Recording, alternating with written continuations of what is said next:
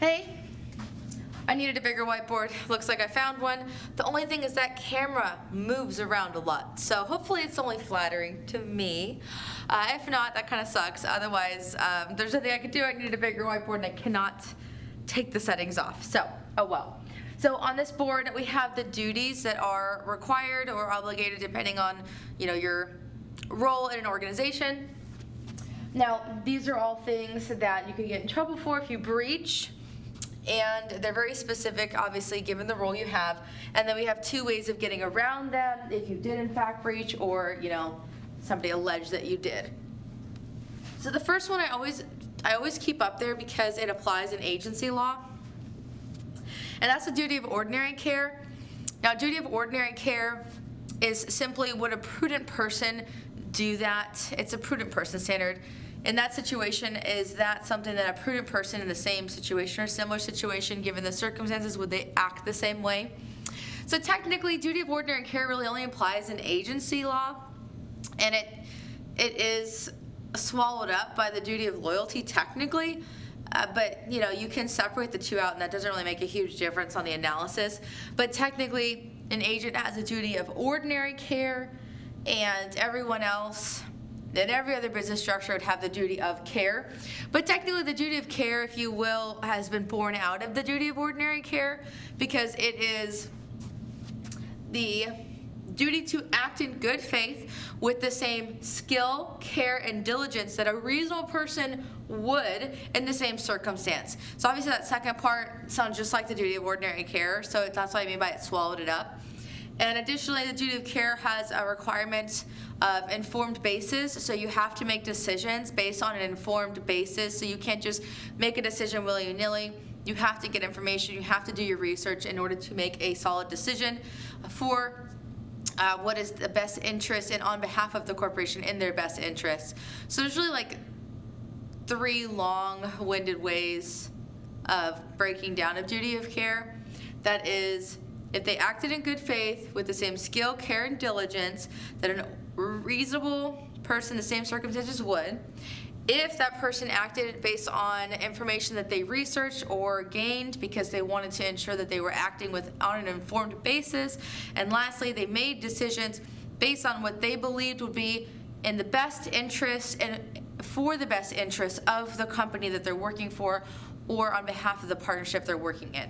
So that's the duty of care. Pretty simplistic.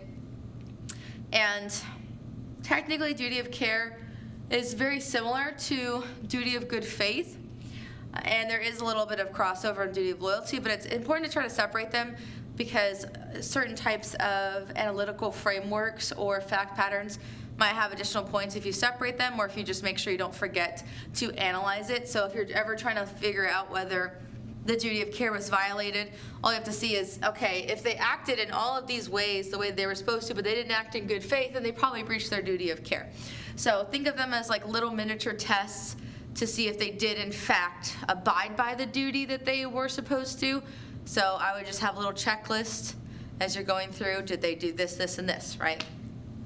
Now, duty of loyalty, this is one of the more important ones. So actually both duty of care and duty of loyalty are the top two that are probably more important than the others. And the reason why is you can contract out of almost every single duty with the exception of duty of loyalty and duty of care.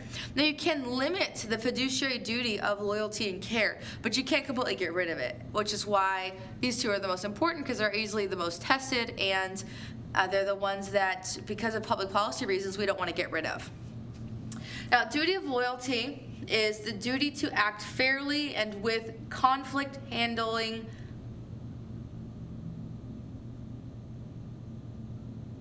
I apologize, I couldn't even read my own notes. So duty of loyalty is to act fairly within the corporation, for the corporation, and to not unfairly create a conflict. Now, think PR, right? Is there a conflict of interest? Is this something that would affect my reputation or the company's reputation regarding how we do business? Is this something that would affect the public's opinion of us? Anything that would create a conflict regarding your role or your corporation's role would create a conflict. Duty of loyalty is also to act fairly. So that means, are you giving corporation or the partnership the deference that you should be giving them given the circumstances, given your role in that business? Are you doing what you should be doing? So duty of loyalty has a lot of layover when it comes to looking at like the duty of good faith. So technically the duty of good faith came and stemmed out of the duty of loyalty. But if we're going to look specifically at the duty of loyalty, just think, is this something that seems fair that they did this? Is this something that seems okay? And when you look at the duty of loyalty, you really have to ask, is their action going to cause any issues now or in the future? Because there's now bias or there's now favoritism or anything like that. If you have anything like that, you can see that you've probably breached the duty of loyalty. The most simplistic way of looking at whether this was actually breached is to see if there was any activity that falls under self-dealing, taking advantage of a situation or giving themselves more benefit from a corporation than everybody else. Are they directly competing with the business? That's a clear breach of loyalty, because now you have all this insider information that now you're using to compete directly with the corporation. It's obviously not in the corporation's best interest, but it's in your best interest. If you're not acting within the best interest of the company or the shareholders, then you're not acting, with a good, fair conduct that really does show that you are trying to benefit the corporation. You are trying to be loyal to them. Another way of putting duty of loyalty is the utmost faithfulness to that corporation. So every action that you have shows that you're trying to specifically benefit that corporation. A good example is, a parent that doesn't let their kid have candy before bed because will keep them up and they won't be able to sleep, and the next day they'll be really tired. So even though they might seem like the bad guy, they're doing it for the best interest of the child's health. Same thing with the corporation. You don't have to do things that everybody wants you to do as long as what you're doing is actually in their best interest, and you can show that you're acting in a way that's fair and faithful to what's best to that corporation, then you're fine. So any showing of bad faith, any showing of competition or self-dealing or illegality, you're trying to now steal from the company or encourage other people to do so, or you're doing something that could really undermine the corporation, that is a breach of duty of loyalty. The most common breach of loyalty is going to be seen through corporate opportunity doctrine. And that's where an individual who isn't in a corporation, like whether it might be a partner,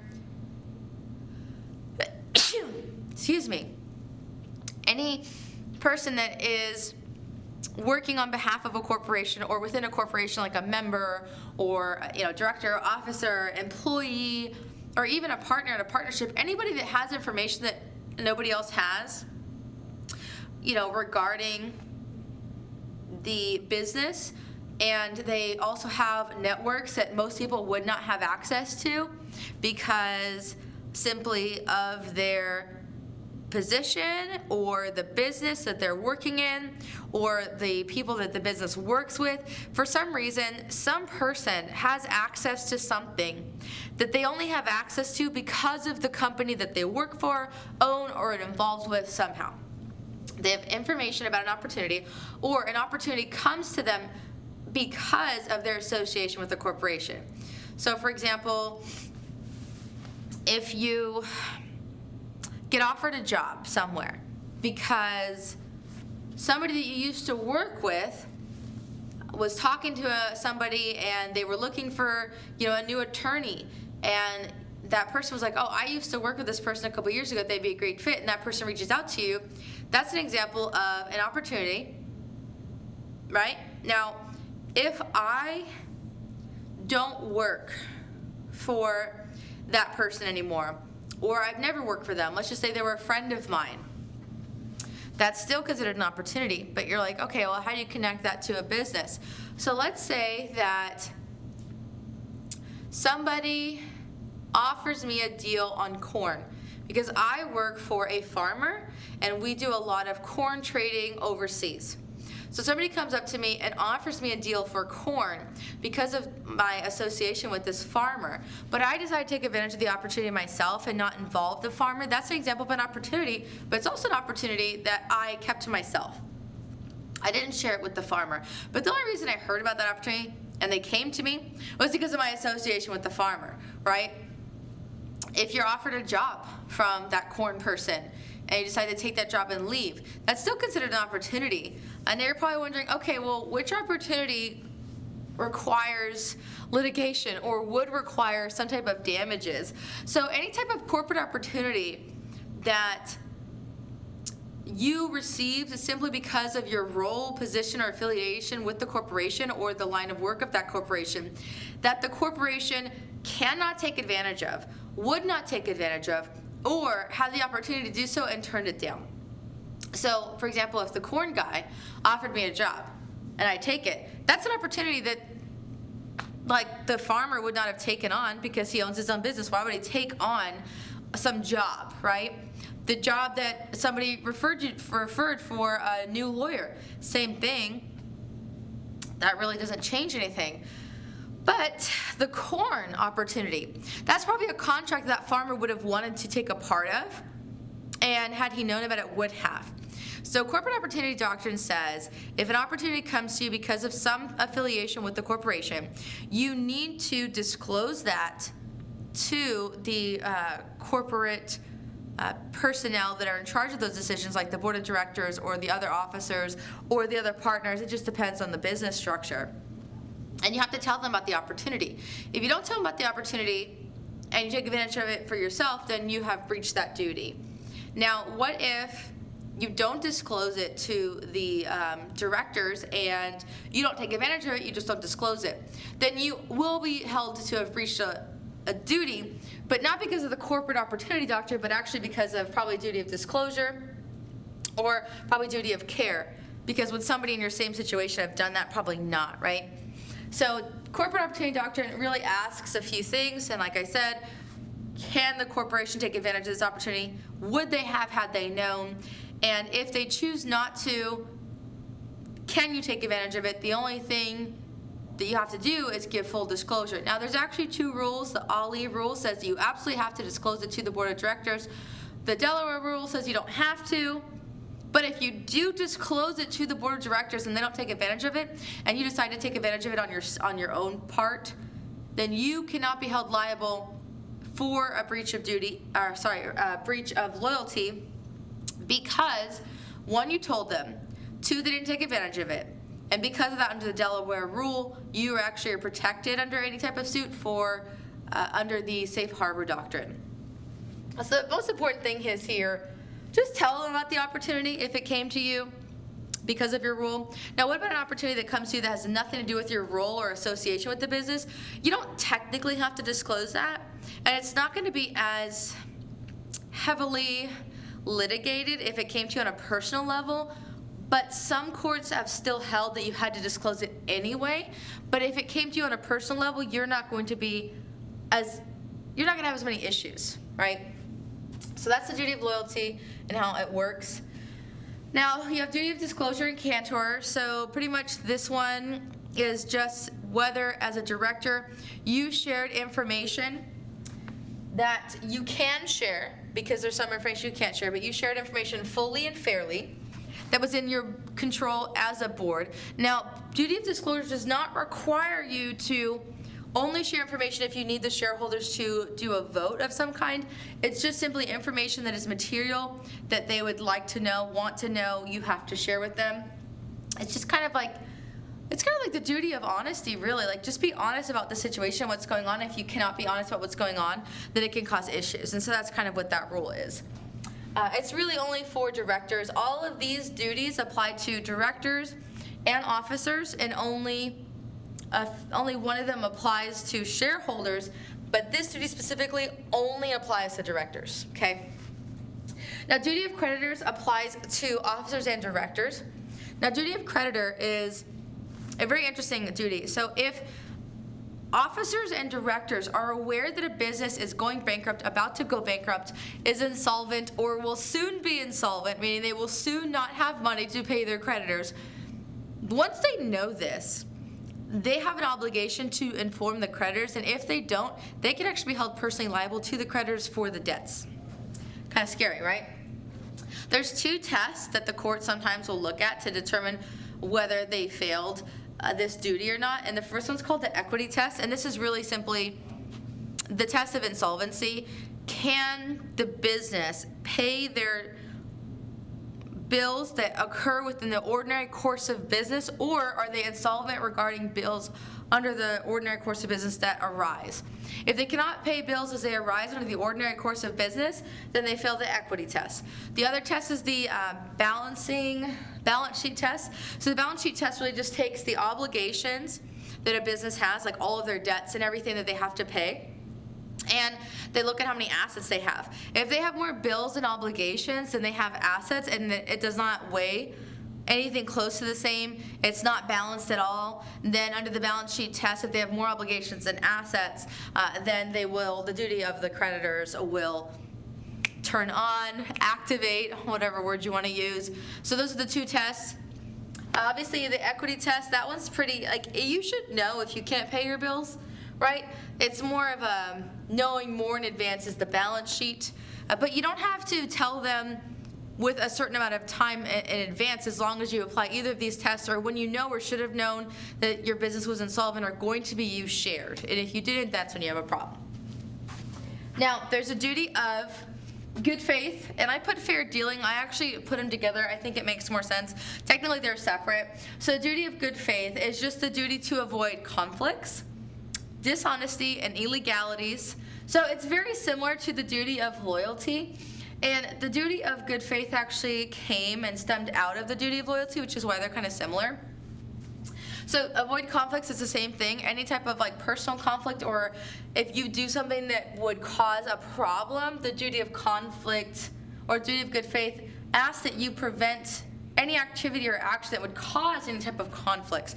Also, they want you to act honestly. They don't want you to act in a way that is dishonest at all towards anybody regarding the disclosure of information or representations of the business at all, or your role. Obviously, the duty of good faith also includes illegalities. You are said to have breached the duty of good faith if you act illegally. It's kind of easy. Or if you act under a sense of bad faith. Good faith and fair dealing kind of go together, because good faith is about more your conduct, and fair dealing is more about your conduct regarding business decisions, which is kind of why I put them together, because it's pretty much the same, right? If you have any type of conflicts that prevent you from acting fairly because you act towards your self-interest, that's against the duty of fair dealing.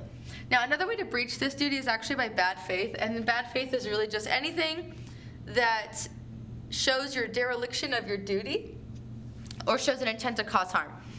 If it's obvious from what you're doing and your actions that you have an intention to cause harm to the business or to other partners or members or shareholders, then that's an example of bad faith. If you do anything in that way and your intent is to harm them or the corporation, then you'll have been found to have breached your duty of good faith because of your bad faith. And obviously, dereliction of duties is just you're not doing what you're supposed to do. You're not doing your job. You're not doing the tasks that were assigned to you. You're just screwing around. That is a dereliction of duty. It is not allowed. If you're doing anything outside of what you're supposed to be doing, or you're kind of being lazy about your job, then that's an example of bad faith, and that's obviously a breach of the duty of good faith. Now, duty of oversight stems from the duty of good faith. There's a lot of overlapping principle there. Duty of oversight really applies more for directors than anything, but I guess you could arguably try to put it under some other roles and organizations. So duty of oversight is simply, as a director, you have to put policies and procedures in place, or you should have policies and procedures in place. And if you have them in place or don't, maybe you should put them in. And the policy and procedures that you put in place, they should be reasonably designed, and they should be able to allow a board of directors to reach decisions using the judgment that they receive from the policies and procedures. Another way to think of duty of oversight is there something in place that helps you gain information about your business and about the inner workings of your business? If so, is it designed reasonably so that you get information relatively timely? If so, are you able to use that information to make sound decisions for the business? If the answer is yes, then you have not breached the duty of oversight. But if you've breached the duty of oversight, then technically you breached the duty of good faith, which means you technically breached the duty of loyalty, because duty of oversight kind of goes into whether you are actually acting in good faith, because part of acting in good faith is doing your job, and part of the oversight of a company is to make sure the company is running efficiently, because you have a duty of obligation to your shareholders and to the public that you're running it efficiently so that it is successful. So because of that, you have these obligations. So we are to assume you're going to do your job, right? So now you have what's called the BJR, Business Judgment Rule. So if there is a breach of duty, the Business Judgment Rule, for the most part, can pretty much say you may have breached your duty, but it's okay, with the exception of a few. If you have committed fraud, illegality, acted in bad faith, or blatantly breached the duty of loyalty, then you probably would not be protected under a BJR. Now, Business Judgment Rule, most of the analysis comes from the Van Gorkum case, and there's three things you got to look at when you're looking at the BJR to see whether it applies or not.